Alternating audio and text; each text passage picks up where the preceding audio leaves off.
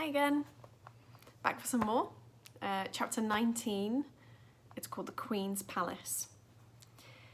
There are so many police, whispered Tom, as we walked down the big, bright red road.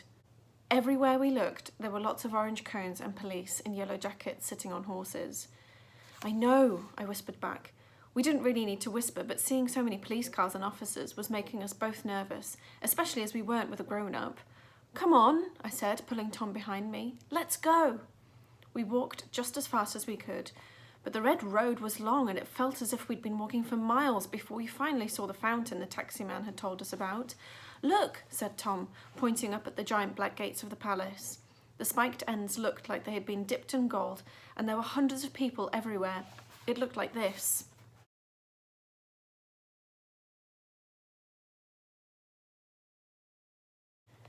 There must be something happening, I said, looking around. I don't remember it being this busy when I came with Mum. The road ahead of us was filled with hundreds of people, lots of them with cameras around their necks.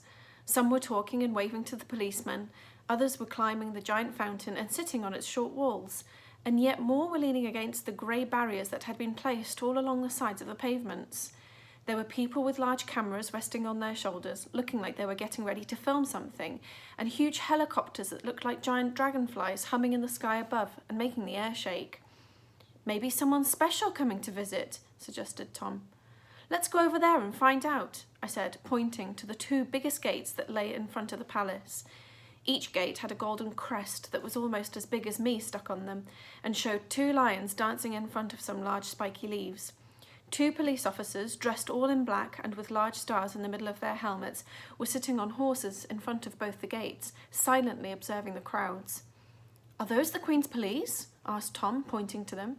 Should we go and ask them if we can see her? I shook my head. The Queen's extra special police are the ones in the red jackets and giant hats. They're the guards of the palace, so we have to ask one of them. Come on, I'll show you.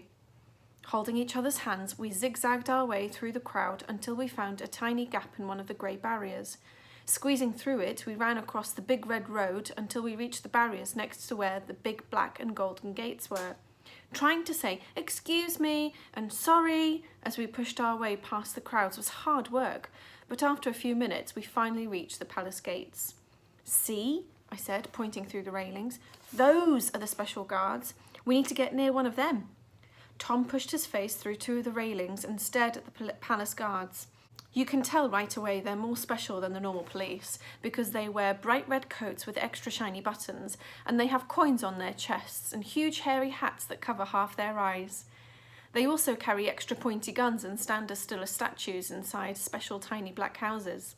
The palace guards both suddenly said, "Hut!" and marched across the front of the palace like toy soldiers.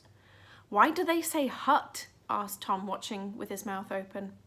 "Because they're swapping huts," I said, remembering what my mum had told me when I had asked her the same question. "Oh, cool," said Tom.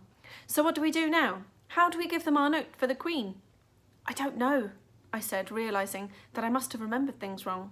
When I had come with Mum, I was sure the guards had been standing much closer to the front gates. Now they were so far away we couldn't even send them the note by air mail, even if we could make it into a paper aeroplane that could fly straight. I was wondering what we should do when, in the distance, a bell chimed 11 times. When it had finished, a man in a bright blue tracksuit top standing next to us shouted, "They're going to start any minute now! Time to get your cameras ready!"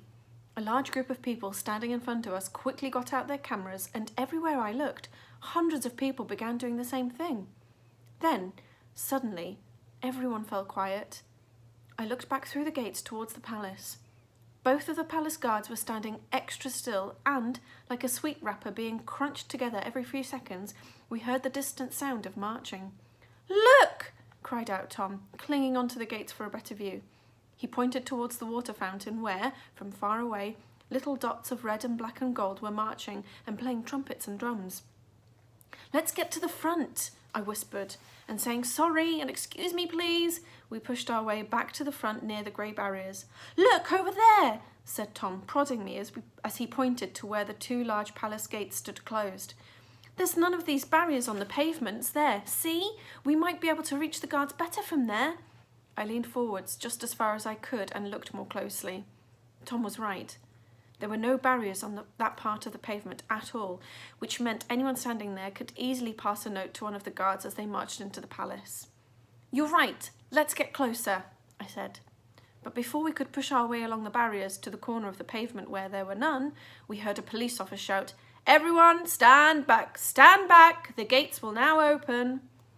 As the crowd surged forwards and forced us to press up against the barriers, we saw the large gold-crested gates begin to swing open from the inside.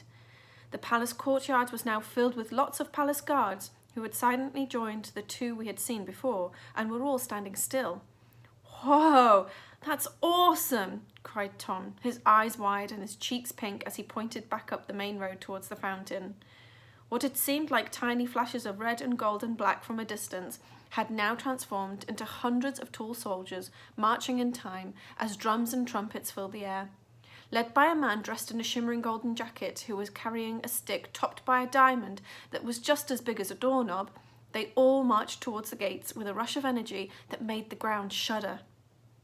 I opened my mouth, but nothing came out. I had never, ever seen anything like this in real life before. "10, hut!" shouted someone from behind the palace gates.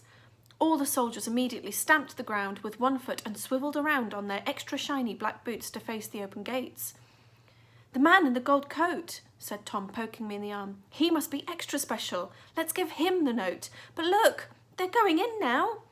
Everyone around us flashed their cameras as the man in the golden coat and the palace guards behind him marched closer and closer to the palace gates. The other guards, waiting in the palace courtyard, suddenly began to march on the spot before beginning to march out through the gates. "Oh, I get it!" exclaimed Tom. "They're changing over. So those ones are going home, and those ones behind the man in the gold coat are going to stay here with the Queen.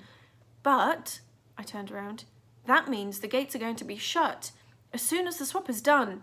And when they were, we wouldn't have another chance to get our note to the Queen." Tom looked at me with his mouth open, and I looked back at him with my mouth open, and I could tell we had both thought the exact same thought as each other. Feeling my hands start to shake, I pulled the note out of my coat pocket and held it out. We had to do it. We had to. It wasn't every day that you got to go to the Queen's palace and see her special guards so up close. But even though I tried to make my voice come out, it stayed stuck in my throat. Those are huge," said Tom, looking at the guns the soldiers were holding over their shoulders. I was looking at them too. They were long and had extra pointy ends that suddenly looked more sharp and shiny and much more pointier than they had done just a few minutes ago. The man in the golden jacket and all the palace guards behind him were now beginning to march past us. In just a few seconds they would be entering through the gates, and when they did and those gates were closed, there would be no chance of telling the Queen about Ahmed, and it would be all my fault. I clutched the note tightly. I could feel my heart thumping in my throat and my fingers beginning to sweat. And then, somehow, I began to move. I think when you're the most scared you've ever been in your life and you have to do something you've never ever done before, your brain switches off and your arms and legs do all the thinking for you, which is why you feel as if you're moving underwater. That's what happened the moment I began running. I felt as though I was running underwater and as if someone else was doing everything for me. When, of course, they weren't. It was all me. I felt myself clambering over the barriers in front of me and slowly running out onto the red road. I could feel people's eyes turning to watch me and a sudden breeze on my face. From underneath my feet, I could feel the surprisingly bouncy surface of the road as if it was a soft red carpet, and in my hands, I could feel the rough edges of the note. All around me, the sound of drums and trumpets and the crunching of boots faded away. And then suddenly I was there, standing behind the last row of the Queen's special guards as they were walking into the palace. I watched as my right hand lifted itself higher and higher and higher until it finally touched a red-coated elbow. And without me even telling it to, my mouth opened and shouted, "Excuse me, sir!" And that's when everything went funny. Because suddenly the world sped back up and there were people gasping and cameras flashing and hooves thundering and helicopters helicoptering, and before I knew what was happening, a looming tower of policemen with extra shiny stars on their helmets surrounded me, blocking out the sky. Everything started to fade away into a sea of black. I felt my legs wobble like a big plate of runny jelly, and a crashing in my ears began to roar as the ground rushed up to meet me.